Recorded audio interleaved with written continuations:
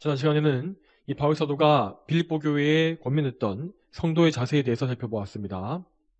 자, 바울은 빌립보의 성도들이 한 마음으로 복음을 위해 협력해야 한다고 말했고, 또한 어떤 일이 있더라도 대적자들을 두려워하지 않는 담대함을 가져야 한다고도 말했습니다. 이렇게 성도들이 이 복음을 위해 협력하고 담대한 믿음을 가진다는 것은 그것은 곧 그들이 구원을 받았다는 증거라고 바울은 말합니다. 자, 여기에 더해서 바울은 이 성도에게 주어진 귀중한 하나님의 은혜가 무엇인지를 또 말하고 있습니다. 자, 오늘 본문은 29절을 보게 되면 그 은혜는 두 가지로 나타난다고 되어 있습니다. 그것은 그리스도를 믿는 것과 고난받는 것, 이 두 가지입니다. 자, 그런데 우리는 29절의 첫 번째 문장을 유심히 잘 보아야 합니다. 자, 거기에 무엇이라 되어 있습니까? 그리스도를 위하여 너희에게 은혜를 주신 것은 이라 나와 있습니다. 즉, 우리에게 주신 은혜는 그리스도를 위한 것이라는 사실을 알아야 한다는 것입니다. 다시 말해서 우리가 구원받고 하나님의 은혜를 선물 받는 것은 모두 다 우리를 위한 것이 아니라 그리스도의 영광을 위한 것입니다. 우리가 이 진리를 알아야 하는 이유는 오늘날 많은 사람들이 하나님의 은혜를 자기 자신을 위한 것으로 오해하기 때문입니다. 많은 사람들은 이 자기 자신이 만족을 얻고 위로를 받기 위해서 교회를 찾습니다. 또 어떤 사람들은 자신의 성공과 소원의 성취를 위해서 교회에 나오고, 혹은 마음을 평안하게 해주는, 또 마음을 쉬게 해주는 종교 생활을 원하기 때문에 교회에 나오기도 합니다. 그리고 많은 교회들은 이러한 현대인들의 필요를 채워주기 위해서 인간 중심의 신앙을 가르치고 있습니다. 새신자를 끌어모으기 위해서 새신자가 주인공이 되는 예배를 기획하고, 사람의 생각과 취향에 따라 여러 가지 예배 방식을 도입하기도 합니다. 그들 역시 하나님의 영광에 대해서 말을 하긴 하지만 정작 그들이 드리는 예배 요소들과 또한 설교의 내용은 결코 하나님 중심이 아닙니다. 사람의 기호에 맞춘 예배 요소들을 다 집어넣고, 또한 설교 역시 사람의 마음을 상하게 만들지 않는 감동적이고 교훈적인 이야기들로 채워져 있는 것을 볼 수 있습니다. 또한 교회 건물 안에 교인들을 위한 온갖 편의시설과 동아리와 교양 강좌 등이 들어가는 것 역시 인간의 만족을 위한 기독교로 변질되어가는 현상이라 할 수 있습니다. 그러나 빌립보서의 말씀과 같이 하나님께서 우리에게 은혜를 주시는 이유는 무엇보다 먼저 우리의 주님이신 그리스도를 영광스럽게 하기 위함입니다. 또한 하나님 아버지께서는 그리스도 예수님에게 그분의 왕의 권세를 위임해 주셨기 때문에 그 왕 대신 왕의 권세를 위임받은 그리스도를 영광스럽게 하는 것은 곧 성부 하나님을 영원롭게 하는 것과 같습니다. 여러분, 우리가 구원받은 이유는 우리 자신을 위함이 아니라 하나님의 영광을 위해서라는 사실을 절대 잊지 마십시오. 물론 오늘날의 많은 사람들은 이러한 메시지에 많은 거부감을 느낄 것입니다. 죄인들은 항상 인생의 주도권을 자기 자신이 가지고 싶어 하기 때문에 하나님의 영광을 위한 삶이라는 이 주제에 쉽게 동의하지 못합니다. 그렇지만 성령으로 거듭난 참된 성도는 하나님의 영광이야말로 모든 인생이 추구해야 할 궁극적인 목표라는 사실을 알고 있습니다. 성도로 부름받은 우리는 오직 하나님의 영광을 위해서 은혜를 받고 있고, 또 그 은혜 안에서 신앙생활을 해나가고 있습니다. 그러므로 우리가 그리스도 예수님을 위하여 살아가면서 그분께 우리 자신을 온전히 바칠 때에 그러한 믿음의 열매로서 나오는 것이 바로 우리의 기쁨과 유익과 즐거움인 것입니다. 자, 그러면 이 말씀에서는 우리에게 은혜로 주어진 것이 무엇이라 말하고 있습니까? 자, 첫 번째로 바울은 그리스도를 믿는 믿음이 은혜로 주어졌다고 말합니다. 자, 그러면 그리스도를 믿는 것은 무엇입니까? 자, 먼저 이 단순히 생각으로만 믿는 것은, 생각으로만 동의하는 것은 믿음이 아닙니다. 또한 성경에 대한 많은 지식을 갖추는 것 역시 그것만으로는 믿음이 되지 않습니다. 이렇게 지식만을 가지고 믿는다고 착각하는 것은 참된 신앙이 아니라 신념이며 철학에 불과합니다. 또한 이러한 지식이 없이 마음의 감동이나 감정만 가지고 있는 것도 역시 믿음이 아닙니다. 오늘날 많은 사람들이 믿음에 필요한 기본적인 지식도 없는 채로 그저 감동적인 느낌을 받았기 때문에 자신을 그리스도인이라고 판단하고 있습니다. 찬양을 하다가 눈물이 나왔다거나 또 기도를 하다가 방언이 나왔다거나 혹은 갑작스럽게 회개 기도가 급격히 터져 나왔다는 등등 이러한 감정적인 경험, 어떤 격동적인 그런 경험을 자기 믿음의 근거로 삼고 있는 것입니다. 그렇지만 이런 건 역시 성경이 말하는 참된 믿음이 아닙니다. 믿음이란 우리의 전 인격을 다 포함하는 것으로서 우리의 생각과 감정과 의지가 모두 그리스도께 복종하는 것입니다. 이것은 복음의 핵심에 대한 지식과 참된 감정, 그리고 거룩한 삶에 대한 의지, 이 모든 것을 다 포괄합니다. 여러분, 이런 전격적인 변화는 절대 죄인의 자연적인 상태에서는 일어날 수가 없는 것입니다. 왜냐하면 죄로 죽어있는 인간에게 자신의 전인격을 개혁할 그런 변화시킬 능력은 없기 때문입니다. 오직 성령님의 주권적인 사역에 의해서 거듭난 사람만이 참된 믿음을 소유할 수가 있습니다. 여러분, 거듭남이란 한 사람이 그 내적으로 완전히 새로운 피조물이 되는 것입니다. 그 사람의 겉모습이나 정체성 자체는 원래와 똑같지만 그의 안에서는 새 사람이 새로 태어나게 된 것입니다. 그 새 사람은 자신이 하나님께 죄를 지은 죄인임을 깨닫고 하나님께서 주시는 구원을 간구하게 됩니다. 그는 자신의 죄가 얼마나 더럽고 악한지를 알게 되었기 때문에 그 더러운 죄를 정결하게 하시고 그 죄의 책임을 또한 대신 져주시는 그리스도의 보혈에 간절히 의지하게 되는 것입니다. 또한 그는 자신에게 의가 없음을 깨닫고 자신의 의가 되시는 그리스도를 붙잡게 됩니다. 자, 그리고 이렇게 그리스도를 믿게 된 이후에도 그는 평생에 그리스도께 의지하여서 지속적으로 거룩한 삶을 계속 추구합니다. 그는 자신의 유일한 소망이 그리스도께 있음을 알고 평생에 자기의 이 순결한 믿음을 지키기 위해서 분투하게 됩니다. 여러분, 이 믿음이 바로 성경이 말하는 구원 얻은 사람의 믿음입니다. 따라서 하나님의 공의가 얼마나 두려운지를 모르고 있는 사람은 결코 믿는 자가 아닙니다. 또한 구주 예수님께서 이루어주신 놀라운 구속사에게 관심을 두지 않는 사람 역시 믿는 자가 아닙니다. 그리고 거룩한 삶을 위해서 지속적으로 힘쓰지 않는 사람 역시 믿는 사람이 아닙니다. 우리는 항상 참된 믿음이 무엇을 믿는 것인지, 또한 믿음으로 말미암아 나타나는 증거들이 무엇인지를 명확히 알아야 합니다. 이러한 신자와 불신자의 구별이 없이, 이러한 명확한 구별의 기준이 없이 그저 일정 기간 동안 교회에 출석하기만 하면 그런 사람들을 모두 다 참된 성도로 간주하는 것은 옳지 않습니다. 그렇지만 오늘날 많은 교회들은 참된 믿음에 대한 이런 정확한 분별이 없이 성도의 기준을 애매하게 만들고 있습니다. 그 결과 교회 안에서 구원의 복음을 명확하게 선포하는 메시지는 점점 더 없어져 가고 있고, 일상생활에 대한 실용적인 주제를 다루거나 도덕적인 교훈을 말하는 경우만 점점 더 많아지고 있는 것입니다. 그러나 교회는 계속해서 복음을 전하고 또 전해야 합니다. 영적으로 죽어있는 사람들을 깨우침으로써 그들이 회개하고 그리스도를 믿게 하는 설교를 계속해서 끊임없이 해야 합니다. 그리고 또한 이런 복음적인 설교는 교회 자체를 정화하는 역할도 하게 된다는 것을 알아야 합니다. 자, 왜냐하면 교회 안에 있는 쭉정이들, 염소들은 이 참된 복음의 메시지를 도저히 마음 편히 들을 수가 없기 때문입니다. 죄인들의 양심을 찌르고 하나님의 두려운 공의를 선포하며 회개를 촉구하는 설교를 들을 때에 거듭나지 못한 죄인들은 그것이 불편해서 견딜 수가 없게 됩니다. 따라서 그런 사람들은 이 둘 중에 하나의 길로 가게 될 것입니다. 이 설교를 듣고 회개해서 구원을 받든지 아니면 교회를 나가게 되든지 둘 중 하나입니다.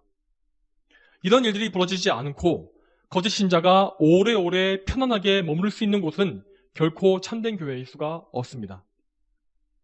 또한 여러분, 우리가 다시 한번 분명히 알아야 할 것은 우리의 가진 이 믿음, 이 선물 받은 이 믿음이 곧 그리스도 예수님을 위한 것이라는 사실입니다. 히브리서 11장 6절 말씀에 믿음이 없이는 하나님을 기쁘시게 할 수 없다라고 말씀하십니다. 이 말씀에 따르면 다시 말씀드리지만 우리가 믿고 구원받는 것은 우리 자신을 위한 것이 아니라 먼저 하나님을 위한 것입니다. 로마서 4장 말씀은 믿음의 조상 아브라함이 자기 믿음을 통하여서 하나님께 영광을 돌렸다는 사실을 말하고 있습니다. 로마서 4장 20절 말씀에 아브라함은 믿음이 없어 하나님의 약속을 의심하지 않고 오히려 믿음에 견고해져서 하나님께 영광을 돌렸으며 라고 말합니다. 여러분, 아브라함이 하나님을 믿었던 것은 결코 자신의 유익을 위함이 아니었습니다. 그는 하나님을 믿게 된 이후로 오히려 세상적으로는 많은 고생과 근심을 당해야만 했습니다. 그는 원래 살고 있었던 고향과 친지들을 버리고 나그네의 삶을 살아야 했고 100세가 되도록 자식을 얻지 못하는 이런 인고의 시간 역시 보내야 했습니다. 만일 아브라함이 믿음을 통해서 자기 유익을 구하고 있었다면 그는 일찌감치 믿음을 포기하고 원래 있던 곳으로 가버렸을 것입니다. 그렇지만 아브라함은 자신의 믿음이 우선적으로 하나님의 영광을 위해서 주어진 것임을 알고 있었습니다. 그래서 그는 당장 손에 잡히는 것이 없고 눈에 보이는 것이 없었음에도 불구하고 끝까지 하나님을 신뢰했습니다. 그는 눈에 보이지 않는 하나님의 약속을 더 굳게 믿음으로써 하나님께 영광을 돌린 것입니다. 성도 여러분, 하나님께서 우리를 당신의 백성으로 구별해 주신 이유는 우리가 하나님을 믿음으로써 그 믿음으로 하나님께 영광을 돌리게 하시기 위한 것입니다. 우리의 이 믿음은 당장 눈에 보이는 이 세상의 복락을 얻기 위한 것이 아닙니다. 물론 우리에게는 영원하고 가장 귀한 약속, 그 영원한 약속이 주어져 있지만 그 약속이 성취되기 이전에 우리는 먼저 이 땅에서 하나님의 영광을 구하면서 살아야 하는 것입니다. 여러분, 절대로 이 순서를 뒤바꿔 버리시면 안 됩니다. 신앙생활을 자기의 기쁨을 위한 것으로 생각하는 사람은 하나님의 영광을 저버리고 자신을 위한 가짜 신앙생활을 할 수밖에 없습니다. 우리의 영원한 생명과 영광은 그리스도와 함께 저 하늘에 감추어져 있는 것입니다. 그러므로 우리는 이 세상에 썩어질 것들을 사랑하지 말고 항상 변함없이 하나님만을 찾고 구해야 하는 것입니다. 여러분에게 이 믿음을 달라고 전심으로 기도하십시오. 자, 그 기도가 무엇이겠습니까? 제가 하나님의 영광을 위해 살게 해주십시오. 오직 하나님만 사랑하며 이 세상을 사랑하지 않게 해주십시오. 하나님께 나의 온 마음을 정말 다 드릴 수 있도록 인도해 주십시오. 그런 사랑과 마음을 저에게 주십시오. 이러한 제목의 기도를 매일 매순간 잊지 마시고 드리시기 바랍니다. 우리가 이렇게 전심으로 하나님의 영광을 구하면 하나님은 반드시 우리에게 당신의 영광을 보여주실 것입니다. 저와 여러분 모두가 이 말씀대로 그리스도를 위한 이 믿음, 그리스도를 영원롭게 하는 믿음을 소유하게 되기를 소망합니다. 자, 다음으로 바울은 우리에게 은혜를 통해서 주어지는 두 번째 선물을 말하고 있습니다. 자, 그 두 번째 선물은 그분을 위해서 고난받는 것이라고 하였습니다. 자, 이 말씀을 듣게 되면 분명히 이 세상의 불신자들은 그것을 비웃을 것입니다. 어떻게 은혜의 선물인데 그것이 고난일 수 있느냐고.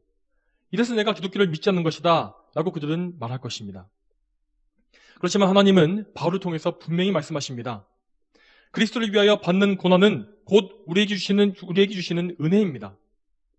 여러분, 여기서 말하는 고난이라는 것은 성령으로 거듭난 성도가 믿음 생활 중에 받는 정말 모든 어려움과 시험과 연단, 박해와 핍박 등을 다 포함하는 것입니다. 이 모든 고난들은 하나님께서 친히 그들에게 주시는 것으로서 결코 우연히 벌어지는 것이 아닙니다. 또한 우리는 고난받을 때에 하나님께 어떤 악한 형벌을 받는다고 생각해서는 안 될 것입니다. 이 본문의 말씀은 분명히 고난이 하나님의 은혜, 값없이 주시는 사랑이라고 말씀하십니다. 하나님은 이 사랑으로 말미암아 당신의 자녀가 반드시 고난의 용광로를 통과하게 하십니다.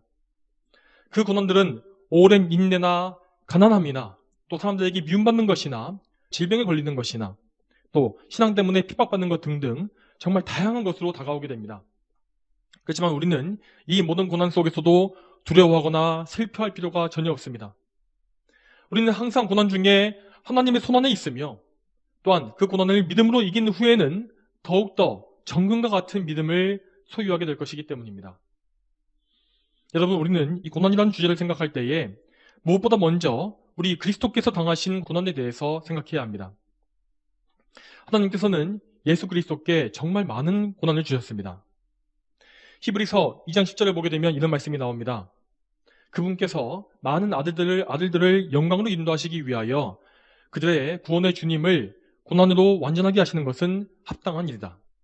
이 말씀에 따르면 하나님은 그분의 자녀들을 구원하시기 위한 목적으로 그리스도 예수님에게 고난을 주셨다고 말씀하십니다. 자, 그런데 이 구절에서는 예수님께서 고난을 통해서 완전하게 되셨다라는 말씀이 나옵니다. 자, 이 말씀은 무슨 의미일까요? 예수님께서 우리들과 같이 단전하시기 때문에 그분에게 고난이 꼭 필요했던 것일까요? 그렇지 않습니다. 예수님은 원래 완전하신 분이시며 성화되어야 할 필요가 없으신 분이십니다. 그렇지만 예수님은 우리를 위한 구원자로서의 조건을 갖추시기 위해서 고난이 필요하셨던 것입니다. 예수님은 고난을 통해서 낮춰지심으로써 비천한 죄인들의 위치까지 내려가셨습니다. 또한 예수님은 죄인인 우리들의 죄를 사하시기 위해서 피 흘려 죽으심으로 말미암아 구원을 완성하셨습니다. 자, 만일 예수님께서 이와 같은 고난을 받지 않으셨다면 그분은 구속자로서의 조건을 갖출 수가 없었습니다. 따라서 우리는 고난받을 때에 우리 예수님께서 당하신 고난을 먼저 생각해야 합니다. 우리 예수님은 죄가 없으심에도 불구하고 우리 죄를 사하시기 위하여 고난받으셨고 또한 우리의 연약함을 짊어지시기 위해서 고난에 처하셨습니다. 우리의 머리이신 예수님께서 이렇게 우리를 위하여 고난받으셨기 때문에 우리 역시 그분 안에서 고난받는 것은 너무나 당연한 것입니다. 그렇지만 우리가 받는 고난은 그저 아무 의미 없는 것이 아니고 또한 우리에게 해를 주는 것도 아닙니다. 우리가 받는 고난은 하나님의 은혜로 말미암아 우리를 구원으로 이끌고 더욱더 거룩하게 하는 선한 도구가 되어주는 것입니다. 여러분, 하나님은 그분의 선하신 뜻을 이루시기 위해서 얼마든지 고난을 도구로 사용하실 수 있습니다. 그러므로 우리는 고난받을지라도 하나님의 영광을 생각하며 믿음으로 인내해야 하고 오직 하나님께서 기뻐하실 일들을 그 중에서도 하기를 애써야 합니다. 자, 그렇지만 오늘날 교회 안에 많은 사람들은 고난에 대해서 바른 인식이나 바른 믿음이 없기 때문에 이 어려움을 거의 이기지 못합니다. 너무나 많은 사람들이 조금만 어려움이 오게 되면 교회를 나가버리고 믿음을 저버립니다. 자, 하지만 다시 말씀드리지만 그들은 믿음을 자기 이익을 위한 수단으로 여기기 때문에 그렇게 행동하는 것입니다. 자, 우리 성도들 역시 고난의 연단을 받지 않은 경우에는 이 눈에 보이는 복이나 평안한 삶만을 기대하게 되는 경우가 너무나 많습니다. 자, 그런 경우에, 그런 수준에서 성도들은 고난이 다가올 때에 도대체 왜 이런 일이 벌어지는지를 따지게 되고 하나님께 항의하게 되는 것입니다. 그렇지만 성경은 하나님의 백성이 고난받는 것이 결코 이상한 일이 아니라고 말씀합니다. 베드로전서 이 4장 12절과 13절 말씀에 이렇게 나와 있습니다. 사랑하는 자들아, 너희를 실현하려고 오는 불같은 시험을 이상한 일이 벌어지는 것처럼 여기지 말고 오히려 너희가 그리스도의 고난에 참여하는 것이니 기뻐하여라. 이는 그분의 영광이 나타날 때에 너희가 크게 기뻐하고 즐거워하게 하려는 것이다 라고 했습니다. 여러분, 우리가 성도로 부름받은 이상 우리는 그리스도와 함께 고난에 동참하겠다고 결단한 것과 같습니다. 우리는 그분과 함께 고난을 받게 될 것이며 또한 그 이후에는 그분과 함께 영광을 받게 될 것입니다. 여러분, 그렇다면 우리가 고난 중에 따라야 할 믿음의 모범이 무엇인지를 생각해 보겠습니다. 오늘 본문 말씀을 기록했던 바울 사도는 정말 모든 성도들 가운데에서 가장 많은 고난을 받았던 사람이라고 할 수 있습니다. 자, 고린도후서 11장 말씀을 보게 되면 그가 복음 사역을 위해서 얼마나 많은 고난을 받았는지를 자세하게 알 수 있을 것입니다. 시간 관계상 그 많은 말씀을 다 읽어볼 수는 없겠지만 그는 정말 수도 없이 매를 맞고 감옥에 갇혔으며 파선당하고 바다에서 헤매고 또한 온갖 대적에게 생명의 위협을 당했다고 말했습니다. 정말로 인간의 삶에서 당할 수 있는 모든 종류의 고난이 바울의 삶 속에 가득했던 것입니다. 자, 그러면 이런 고난에 대해서 바울은 어떻게 반응했습니까? 그는 결코 신세한탄을 하거나 자기 연민에 빠지지 않았습니다. 또한 절망하거나 자포자기하지도 않았습니다. 그는 오히려 그 고난들을 기뻐했다고 말합니다. 골로새서 1장 24절 말씀에 이제 나는 너희를 위하여 당하는 괴로움을 기뻐하고 그분의 몸인 교회를 위하여 그리스도의 남은 고난을 내 육체에 채운다 라고 말하였습니다. 자, 바울이 이렇게 괴로움 중에도 기뻐했던 이유는 그가 당하는 괴로움이 교회와 성도들을 위한 것이었기 때문입니다. 하나님은 말씀의 사역자로 택하신 바울에게 고난을 통하여서 많은 어려움을 주셨지만 그 어려움을 통해서 성화의 열매를 맺게 하심으로 말미암아 교회에 유익을 주셨습니다. 또한 바울과 함께 있던 성도들은 바울이 몸소 받고 있는 고난을 보면서 성도의 삶이 무엇인지를 보았고 참된 신앙을 배우게 되었습니다. 그리고 바울은 이것에 대해서 그리스도의 몸인 교회를 위하여서 그리스도의 남은 고난을 내 육체에 채운다 라고 말했습니다. 여러분, 이 말씀은 무엇입니까? 자, 그리스도께서 당하신 고난에 뭔가 부족함이 있기 때문에 남은 분량을 채워야 한다는 뜻일까요? 그렇지 않습니다.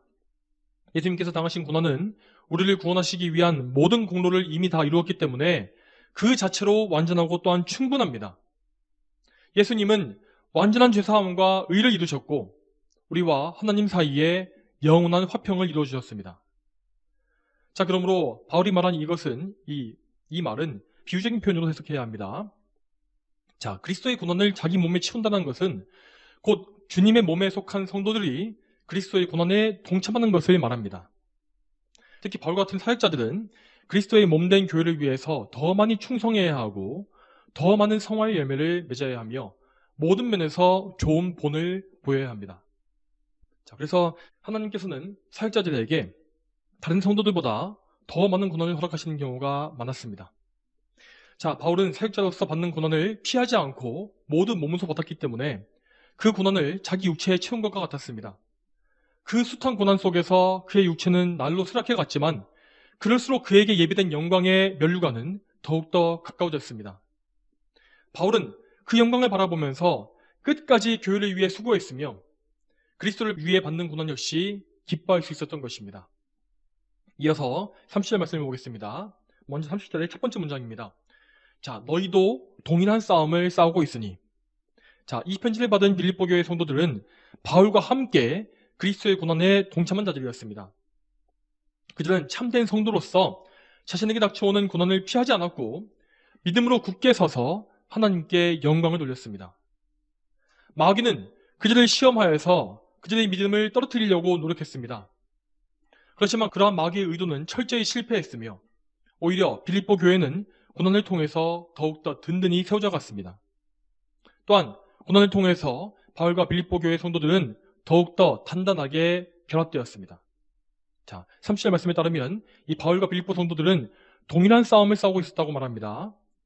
그들은 각자 따로 싸우는 것이 아니라 하나의 커다란 싸움에서, 같은 싸움에서 각자의 역할을 수행하는 중이었던 것입니다.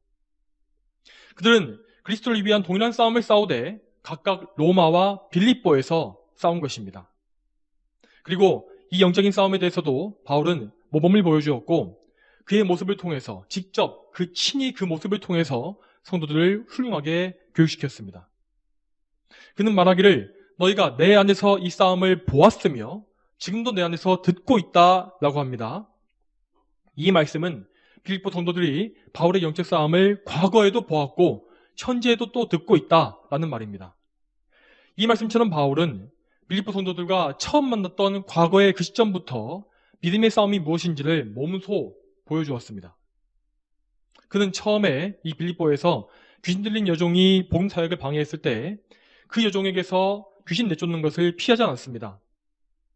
바울은 분명히 그 여종이 이 귀신을 통해서 그녀의 주인에게 이익을 주고 있다는 사실도 알고 있었고 그래서 그가 귀신을 내쫓게 되면 그 주인에게 보복을 당할 수 있다는 사실도 알았을 것입니다. 그럼에도 그는 그 여종의 영혼을 생각해서 그 위험을 감수했으며 결국 그 여종의 주인에게 고소당해서 매를 맞고 감옥에 갇히게 되었습니다. 그는 죄를 지은 것이 전혀 없이 오직 의를 위한 싸움을 싸우다가 억울한 고난을 당하게 된 것이었습니다. 그렇지만 그는 전혀 원통해하거나 억울하지 않았고 감옥에서도 하나님을 찬송했습니다. 그는 그날 밤에 정말 세상에 알 수 없는 기쁨과 믿음의 능력을 보여주었고 그래서 나중에 감옥 문이 열렸을 때에는 그 감옥의 간수를 전도할 수 있었습니다. 그래서 그 간수와 그의 온 가족은 그 당일에 즉시 세례를 받고 교회에 들어오게 되었습니다. 자, 그 가족은 바울의 싸움을 직접 눈으로 보았던 산 증인이 되었습니다. 그래서 그 이후에도 자신들 역시 영적인 싸움을 싸우는 성도가 되었을 것이 분명합니다. 또한 이 편지가 기록되고 있었던 그 당시에도 빌립보 성도들은 바울이 어떤 싸움을 싸우는지를 듣고 있었습니다. 바울은 로마 경호대의 감옥에서 수많은 군인들에게 복음을 전파했고 감옥을 나온 이후에도 열악한 환경 가운데서 많은 이들에게 말씀을 전파했습니다. 그는 어디에 있었든지 사역자요 성도로서 그에게 주어진 싸움에 정말 충성을 다했던 것입니다. 빌립보 교회 성도들은 이러한 모습을 모두 보았고 또 들었기 때문에 그 교훈을 통해서 자신들의 영적 싸움을 더 잘 싸울 수가 있었던 것입니다. 그들은 로마 제국의 압제와 온갖 괴로움 속에서도 믿음을 지켰고 무엇보다 그 어려움 속에서도 형제를 사랑하는 일에 있어서 정말 모범적인 교회를 이루어 나갔습니다. 그들은 바울 사도가 로마에서 쓸 것들을 채워주는 역할을 자처했으며 또한 다른 지역의 교회가 어려움을 겪었을 때에 그들을 위한 이 많은 연보를 모으기도 했다고 되어 있습니다. 이렇게 함으로써 그들은 그리스도를 위한 영적인 싸움을 충성스럽게 싸웠으며 그리스도 예수님께 큰 영광을 올릴 수 있었던 것입니다. 성도 여러분, 우리는 이 빌립보 교회 성도들과 바울 사도가 보여주었던 이 선한 싸움을 잘 보고 배워야 합니다. 그들은 비록 몸은 멀리 떨어져 있었지만 그리스도 안에서 한 몸을 이룬 지체들답게 그리스도를 위한 싸움을 너무나 잘 수행했습니다. 그들의 싸움을 통해서 마귀와 어둠의 세력은 무너졌고 그리스도의 교회와 복음은 더욱더 전진하게 되었습니다. 그러므로 이 말씀을 따라서 우리는 이 세상에 살아가는 동안에도 우리가 그리스도의 군사라는 사실을 늘 기억해야 합니다. 이 주일 예배를 마치고 한 주를 살아갈 때에 우리는 비록 따로 떨어져서 각자의 삶을 살고 있지만 영적으로는 한 몸입니다. 우리는 매일매일 각자의 자리에서 하나의 거대한 싸움을 같이 싸워가고 있는 것입니다. 우리는 같은 주인을 섬기면서 같은 원수를 대적하고 있습니다. 우리는 같은 마음과 같은 믿음을 가지고 또한 주님의 몸 안에서 하나로 이어져 있는 것입니다. 그러므로 우리는 매일마다 형제를 위해서 기도해주고 그들이 영적인 싸움에서 승리할 수 있도록 늘 간구해야 합니다. 그리고 이러한 영적인 협력을 기초로 해서 우리는 육적인 면에서도 서로 돕기를 힘써야 합니다. 형제에게 필요한 것이 있으면 그들에게 내어주기를 마다하지 말아야 하고 또한 많이 가진 자는 적게 가진 자를 채워주는 일을 기뻐해야 합니다. 이것이 그리스도 안에서 한 몸을 이룬 지체들에게 요구되는 일이며 무엇보다 하나님께서 기뻐하시는 일임을 우리는 알아야 하는 것입니다. 자, 이제 말씀을 맺겠습니다. 성도 여러분, 우리는 오늘 말씀에서 하나님께서 풍성한 은혜로서 우리에게 주신 선물들을 살펴보았습니다.